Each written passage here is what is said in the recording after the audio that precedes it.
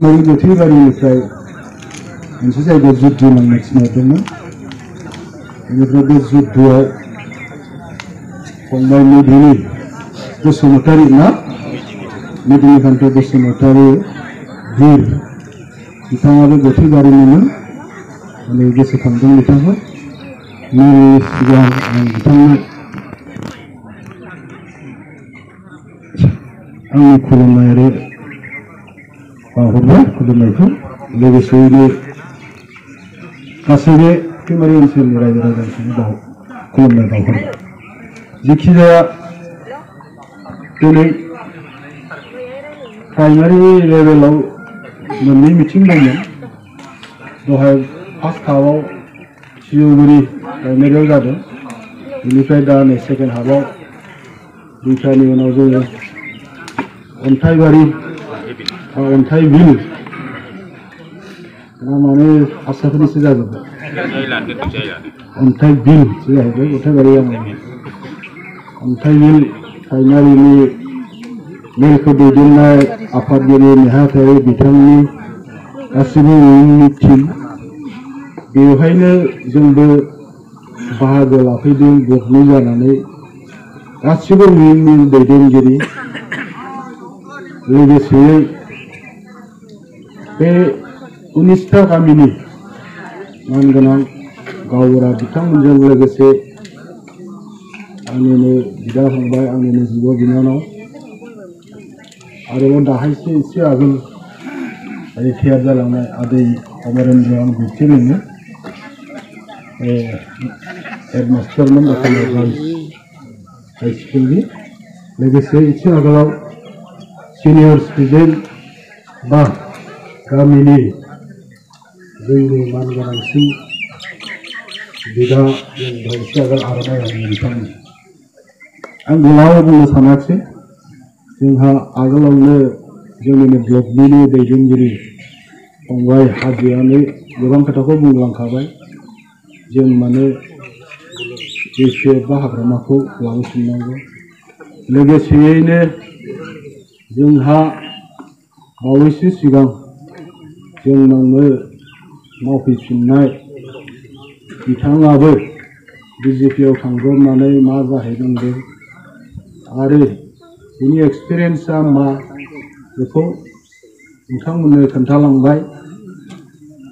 आरो आं ओंखायनो दुनाय बुंनो सानाखिसै बेखौल' आं दादेरबावगोन नंगौ जोंनो हाग्रामा बा बिपिएफखौ नांफिनगौ जोंहा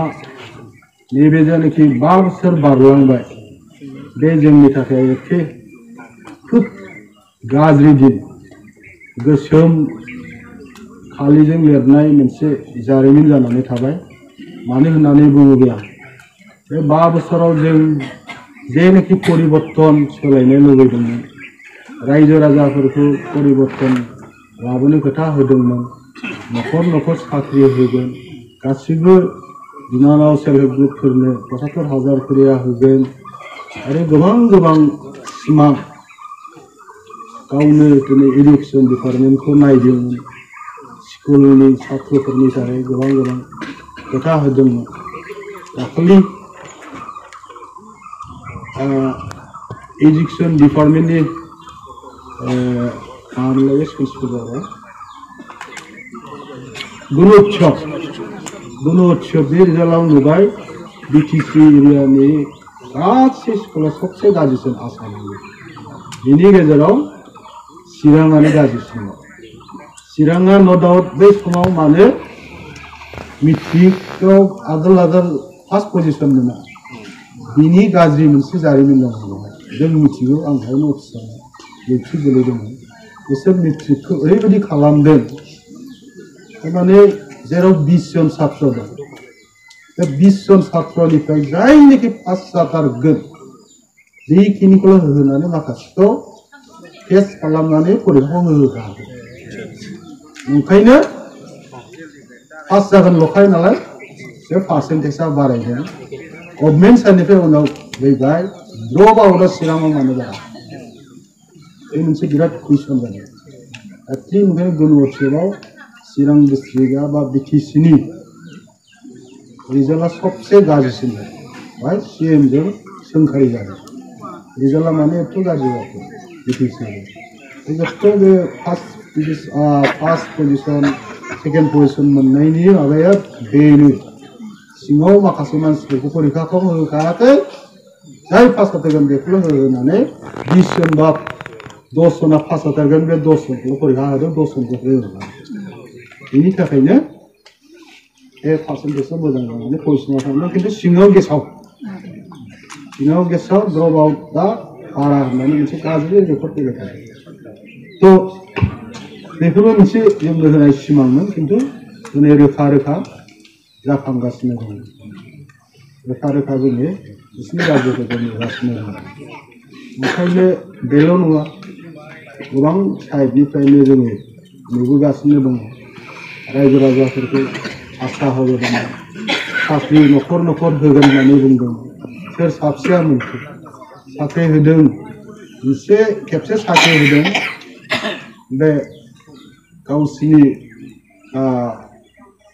बिटिसि एरियायाव बा बिटिसि सेक्रेटारियेटआव एसिस्टेन्ट हिसाबै साख्रि होदों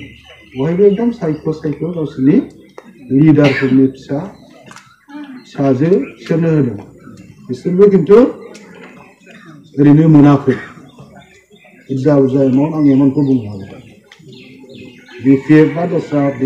मानसिफ्राथ' मोनखायाखै आरो थ'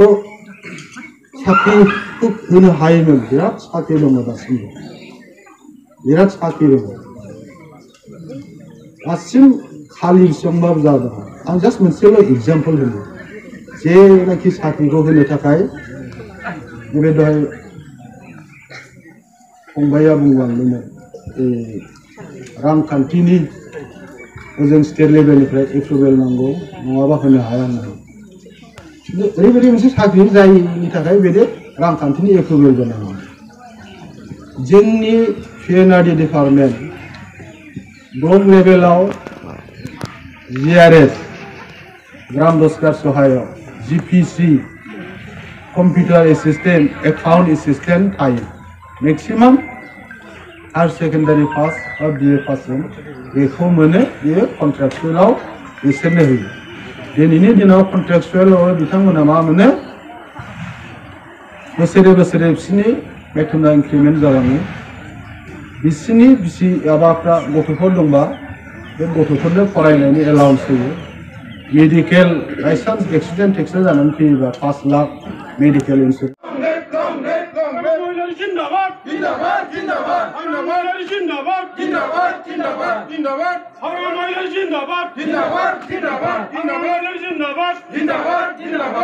BPF जिंदाबाद BPF जिंदाबाद BPF जिंदाबाद नखर BPF नखर BPF नखर BPF नांगोल नङाबा जों गोजोना नांगोल नङाबा जों गोजोना